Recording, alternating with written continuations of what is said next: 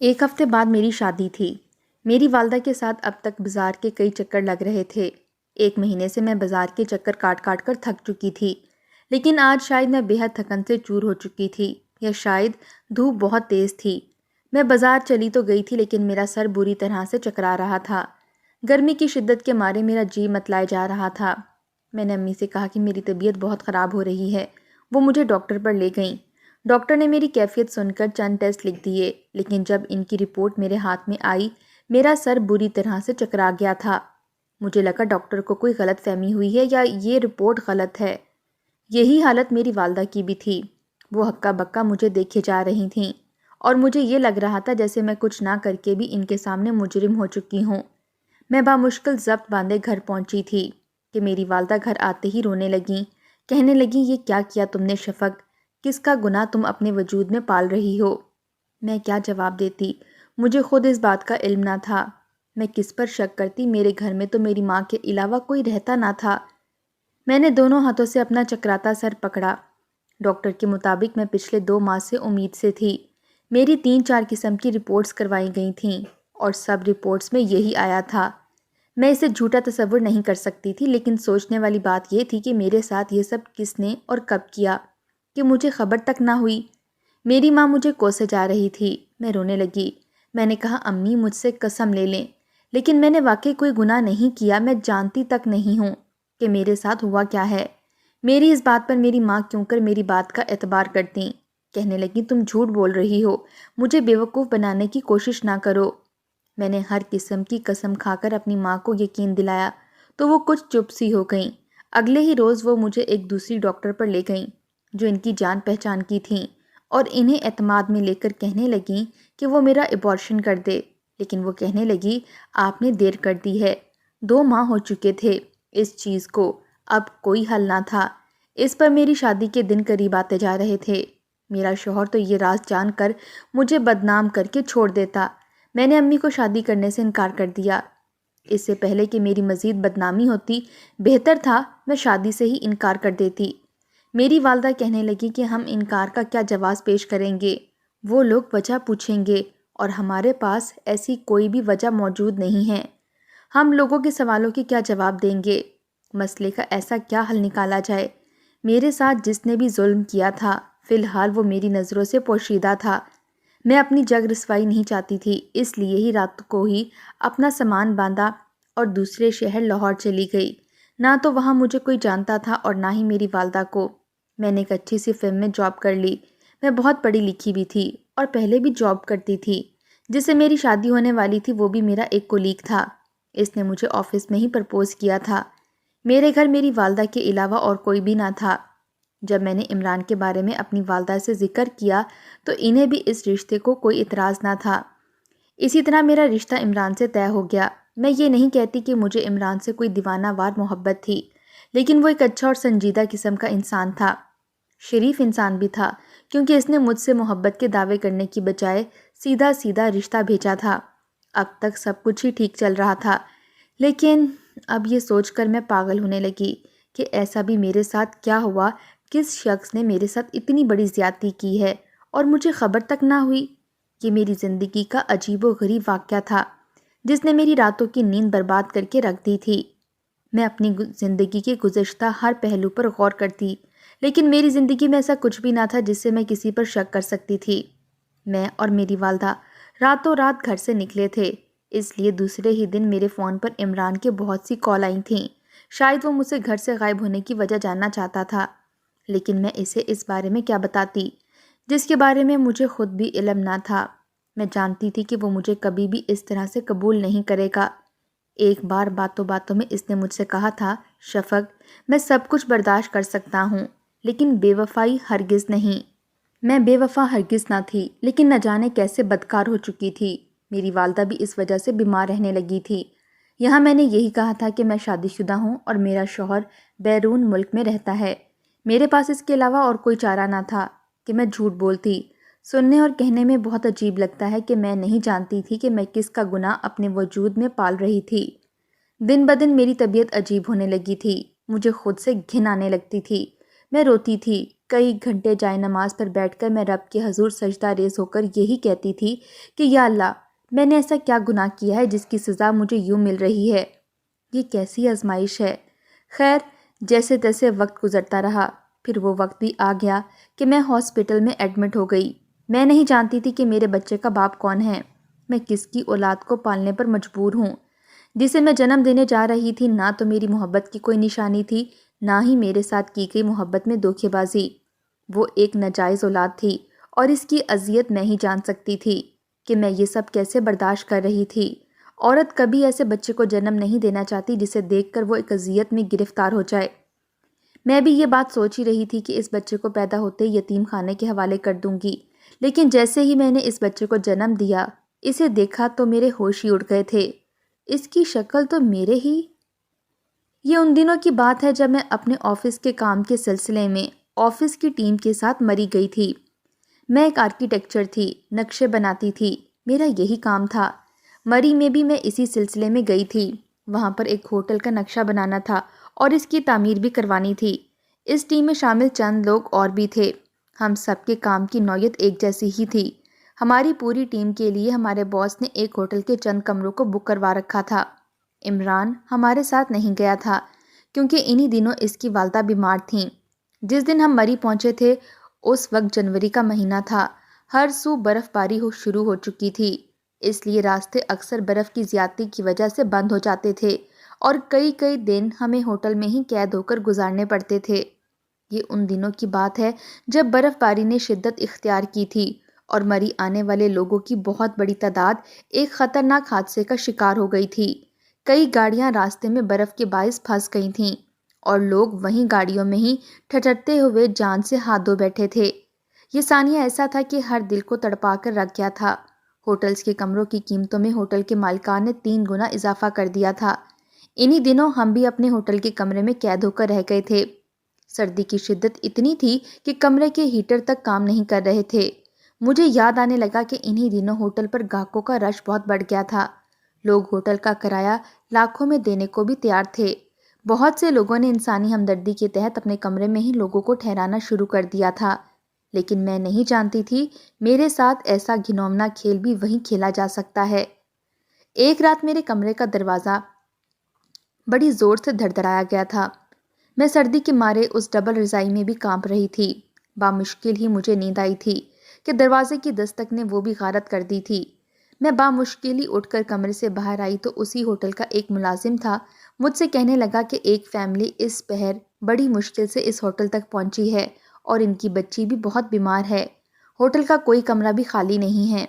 اگر آپ ایک رات کے لیے انہیں اس کمرے میں ٹھہرا لیں تو یہ آپ کا ان باپ بیٹی پر احسان ہوگا۔ میں کچھ دیر تو یہ سوچتی رہی کہ میں کیا کروں اور کیا نہیں، لیکن میں نے انسانی ہمدردی کے تحت اجازت دے دی۔ کچھ ہی دیر میں ایک 30-32 سالہ نوجوان ایک 7 سالہ بچی کو گود میں لیے میرے سامنے کھڑا تھا۔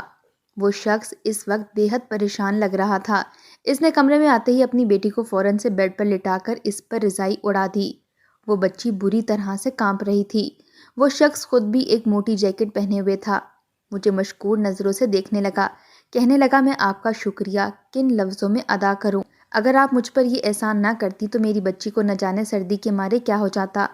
میں نے کہا کوئی بات نہیں۔ وہ کہنے لگا بس میں اس کی بیٹی کا کچھ خیال رکھ لوں۔ وہ میرے کمرے سے باہر چلا گیا۔ میں آ کر اپنے بیڈ پر لیٹ گئی۔ وہ بچی نیم غنودگی میں بری طرح سے کانپ رہی تھی۔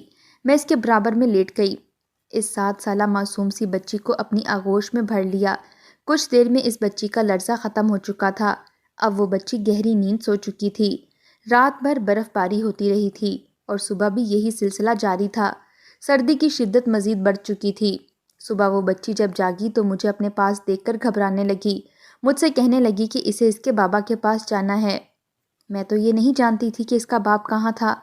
میرے پاس تو اس شخص کا نمبر تک نہ تھا۔ میں نے اسے بہت سمجھایا کہ اس کے والد ابھی آ جائیں گے، لیکن وہ رونے لگی تھی۔ میں نے کمرے سے باہر نکل کر دائیں بائیں جانب دیکھا کہ شاید مجھے اس کا باپ کہیں نظر آ جائے، لیکن کوریڈور بالکل خالی تھا۔ میں نے بڑی مشکل سے اس بچی کو چپ کروایا تھا، پھر ایک ملازم سے کہہ کر ناشتہ منگوایا، لیکن اس کا باپ واپس نہیں آیا تھا۔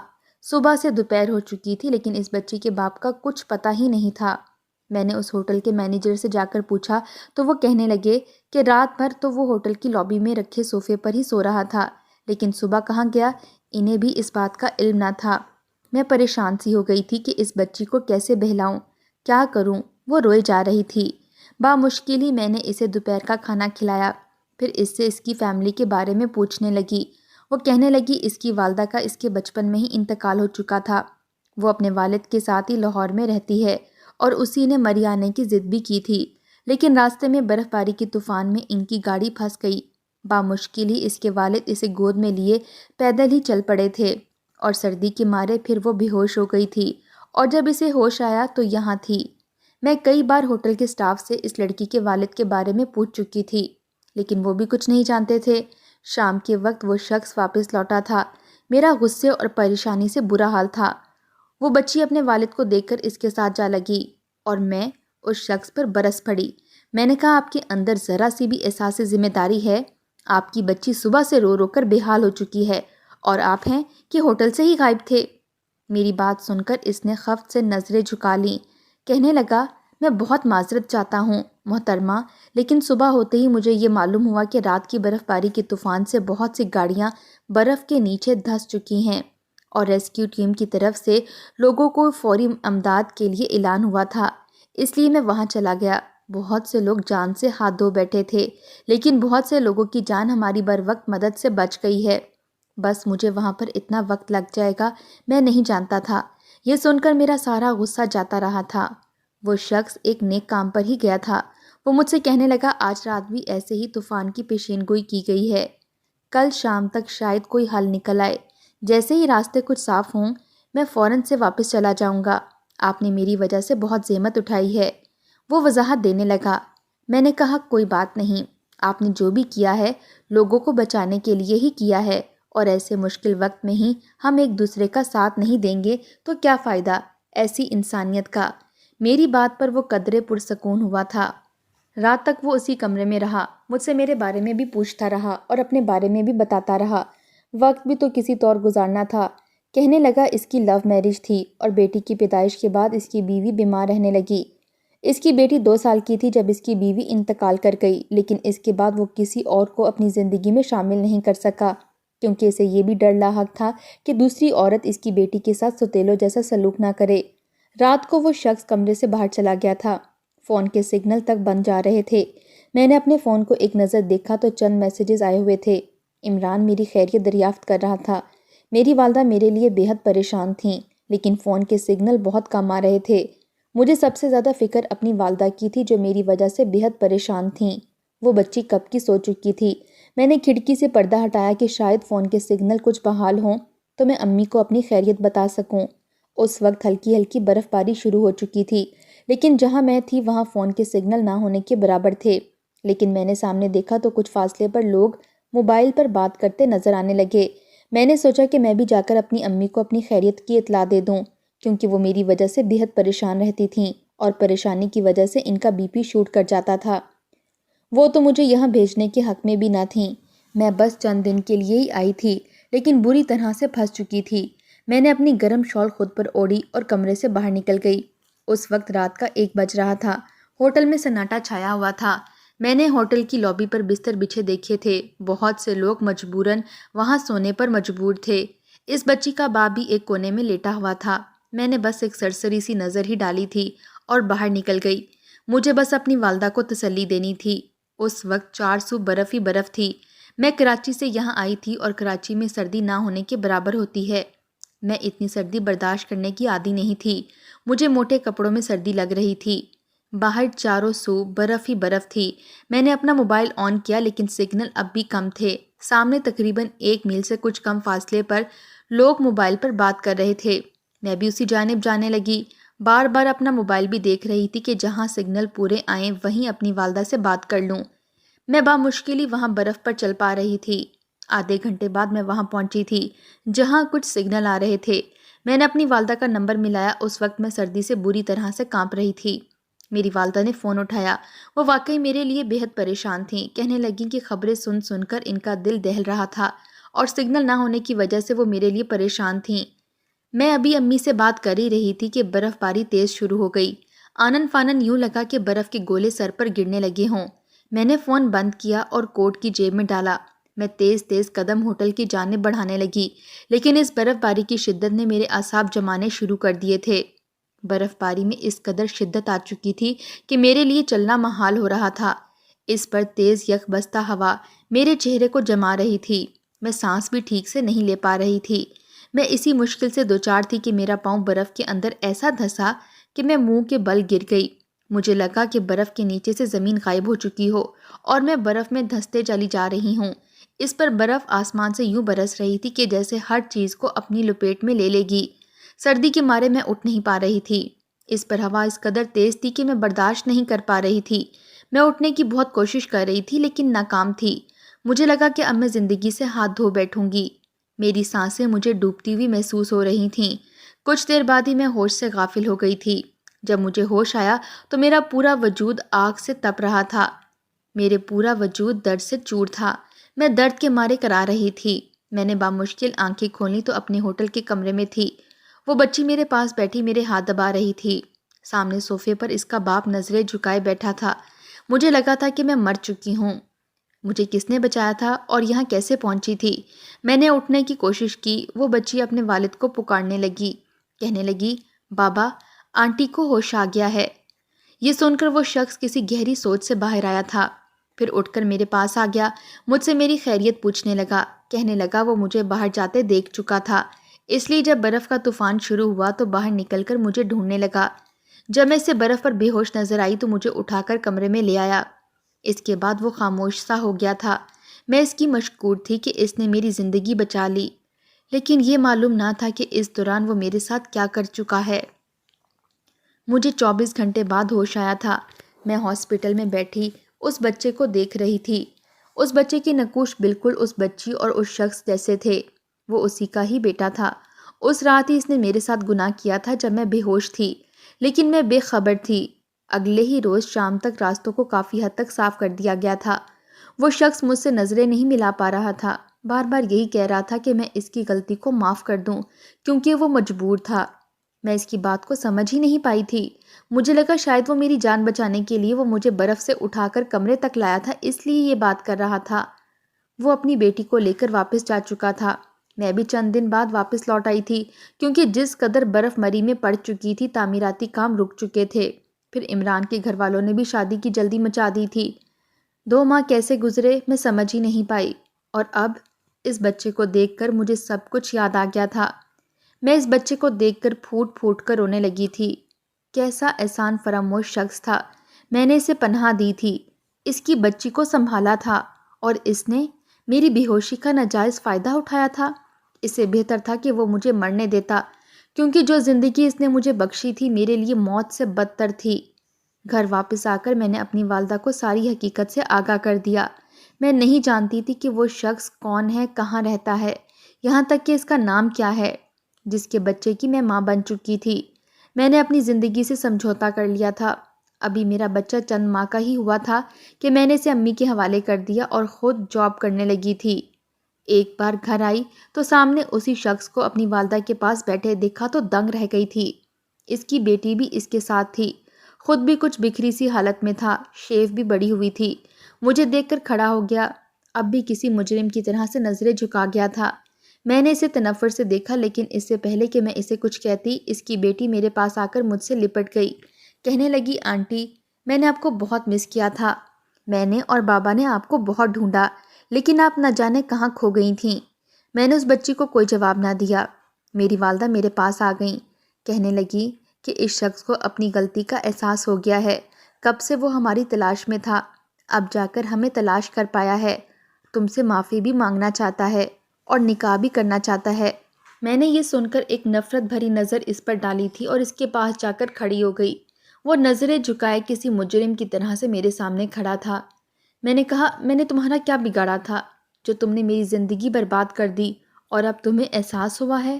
اب مجھے تم سے کوئی تعلق قائم نہیں کرنا، اٹھاؤ اپنا بچہ اور نکل جاؤ میرے گھر سے باہر۔ یہ کہہ کر میں نم آنکھوں سے اپنے کمرے میں چلی گئی۔ میرے اندر کے سارے ضبط دم توڑ چکے تھے، میں پھوٹ پھوٹ کر رونے لگی تھی۔ عمران مجھے بے وفا سمجھ رہا ہوگا جسے میں اس شخص کی وجہ سے شادی سے چند دن پہلے بنا بتائے چھوڑ آئی تھی۔ اس کی نظروں میں بے وفا ہو چکی تھی۔ وہ شخص میرے کمرے میں آ گیا، مجھ سے کہنے لگا، شفق ایک بار میری بات سن لیں، اگر آپ کو یہ لگے کہ میں غلط تھا تو بے شک جو چاہے سزا دیں، میں اف نہیں کروں گا۔ آنکھیں اس کی بھی نم تھیں۔ وہ میرے سامنے آ کر بیٹھ گیا۔ میں نے اپنے آنسو صاف کیے، اس کے سامنے کمزور نہیں پڑنا چاہتی تھی۔ وہ کہنے لگا، جس رات وہ مجھے بے ہوشی کی حالت میں کمرے میں لایا تھا میں بالکل نیلی ہو چکی تھی، اس لیے میری زندگی کی بقا کا اس کے پاس ایک ہی راستہ تھا، ورنہ وہ کبھی بھی میرے ساتھ یہ گناہ نہ کرتا۔ اس کے بعد وہ مجھے بنا سچ بتائے جا چکا تھا، لیکن احساس جرم نے اسے چین نہیں لینے دیا، اس لیے مجھے ڈھونڈتا ہوا وہ کراچی بھی آیا تھا، لیکن وہاں معلوم ہوا کہ میری شادی ہونے والی ہے، اس لیے واپس چلا گیا۔ لیکن چند دن پہلے ہی اس نے مجھے اپنے دوست کے آفس میں دیکھا تھا، تو معلوم ہوا کہ تمہارا ایک بیٹا ہے اور شوہر بیرون ملک میں ہوتا ہے، لیکن وہ پھر بھی مجھ سے اپنے کیے کی معافی مانگنا چاہتا تھا، اس لیے یہاں آ گیا۔ لیکن میری والدہ سے سچ جان کر اسے بہت دکھ ہوا کہ اس کی وجہ سے میں نے بہت اذیت سہی ہے۔ وہ کہنے لگا، مجھے معاف کر دو اور مجھ سے نکاح کر لو، میں باقی کی ساری زندگی اپنے جرم کا ازالہ کرتا رہوں گا، لیکن مجھے اس جرم کے احساس سے نجات دلا دو جو مجبوراً مجھے کرنا پڑا تھا۔ وہ رو رہا تھا، ہاتھ جوڑے میرے سامنے، ہچکیوں سے رو رہا تھا۔ میں ہاں نہ کرتی تو اور کیا کرتی۔